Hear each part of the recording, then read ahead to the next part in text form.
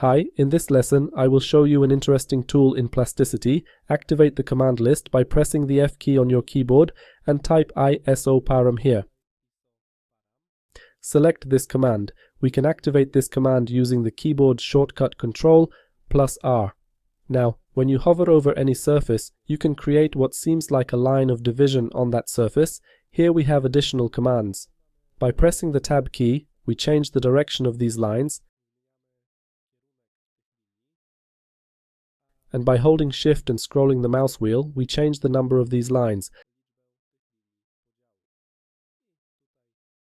I will set a side view, and now when I click on this surface, it has been divided by these lines. Now we can edit this surface.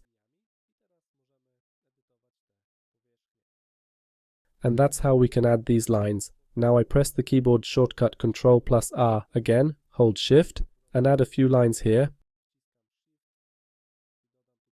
I click on this wall, and we have created something like this. Let's move on to this solid. I press Ctrl plus R. I will set a side view. I hold the Shift key and add more of these lines. I click here, and in this way we have divided this surface into several others. And here I will show you one more command. I select this face. I press the F key to activate the command list. I type match face here. I select this command and click, for example, on this face, and the selected face has been aligned to this face. Now, if you wanted to align this face to this face, we add a slight extrusion here. We accept this extrusion. Now this face is selected again. We select the command